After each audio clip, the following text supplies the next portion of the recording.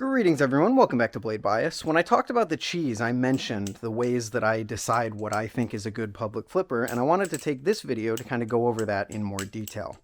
First of all, disclaimer, I don't flip in public that often anymore because I'm no longer in school and I'm at home, and most of the time I like to do my flipping in my bedroom anyway because it allows me to have the best focus into improving and actually enjoying the hobby rather than worrying if some Karen is going to look at me and have a problem with what I'm doing.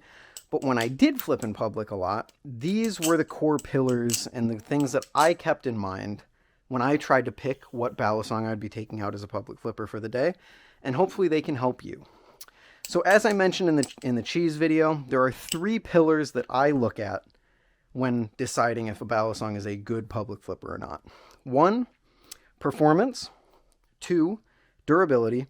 And 3, non-threatening looks, or how it looks, how threatening it is, whatever. How quickly can I communicate that this thing is safe and not sharp in any way? So we'll go through those in a little bit more detail here. In terms of non-threatening nature, I think it's fairly simple enough, but how well does the design lend itself to being explained that it's not sharp, it's a trainer, it's a toy essentially? How quickly does a design communicate that to someone who has no experience in knives whatsoever? When you're flipping in public, you always have to assume that people don't know what you're doing and that they don't understand any part of what you're doing. Even if there's a chance that they may have seen balisongs before, it's always good to just assume that they know nothing about what you're doing and go from there. So, if some middle-aged mom comes up and is offended that I'm flipping in front of her kids or something like that at a park, how quickly can I say, oh, hey, look at this. It's not sharp, you know? You can feel the blade, you can say, hey, it's a trainer, it's a toy, but I find that the Squiddy AL is the most effective in this realm because nothing really says non-threatening like a smiley face. I can quickly show, hey, this is not a knife, it's not shaped like a knife, it has hair, it has eyes, it has a smiley face. How else can you communicate non-threatening to someone who doesn't understand balisongs than that? Number 2, durability. This is something that I kind of gave the cheese shit for in the video that I did on it because the cheese has a coating on it that is inherently less durable than a balisong that maybe doesn't have a coating or even a balisong that just has an ano, because when you're flipping in public, you don't generally have a lot of control over the surfaces that you're flipping over. You're not bringing your mats out to set them out. You're probably flipping over concrete or rocks or grass or something like that, and you have no control over that surface as you traverse throughout your day. I'm not flipping over padded carpet. I'm flipping over concrete, which just turned into gravel because I'm walking through the woods. Now it's dirt, and now it's water, whatever. And the cheese, because of this coating, if you're flipping that over concrete for a while, eventually this coating is going to degrade much faster than something with an ano or even without an ano would.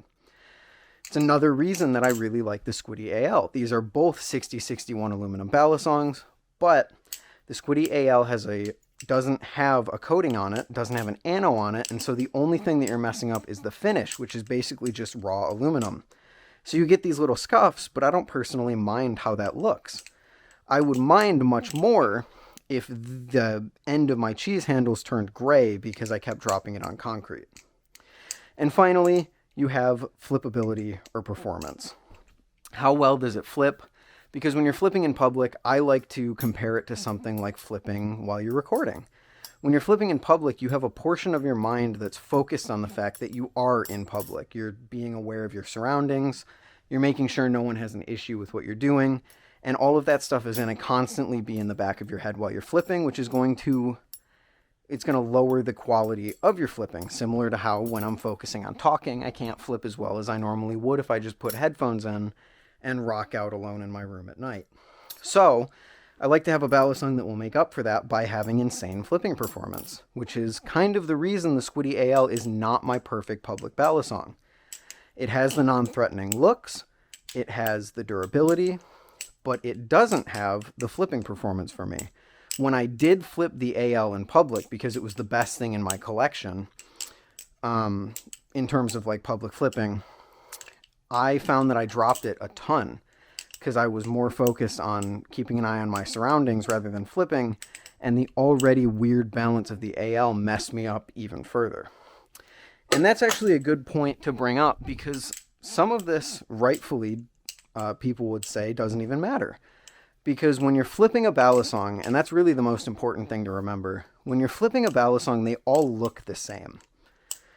They all look like this blur that no one can really tell what's going on. They just see something that's vaguely knife-shaped, or maybe they've seen the movies or the video games that have balisongs in them, and they're already assuming the worst. So during flipping, everything looks the same. Live blade, trainer, squiddy AL, cheese, it all looks the same. And that's only where color comes in. You might say, oh, the cheese is yellow and white, that's why it's non-threatening.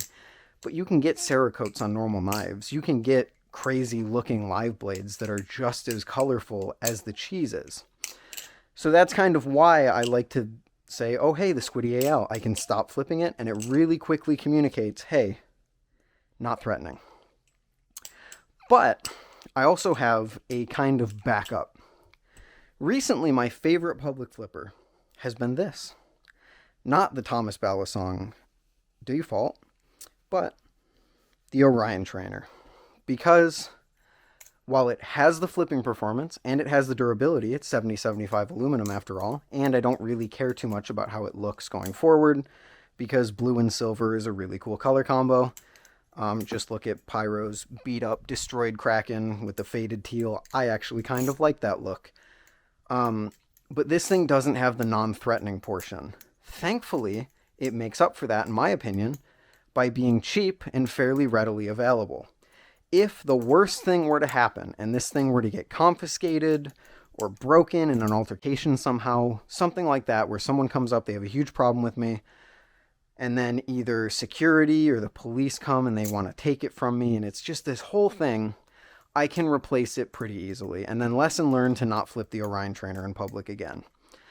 I can't really do that for something like my Nemesis, which has the durability, has the flipping, but if I lose that thing because it doesn't look non-threatening, that thing is going to be really annoying to replace, because it's not only a limited edition, since it's an old discontinued version, but it's also really expensive.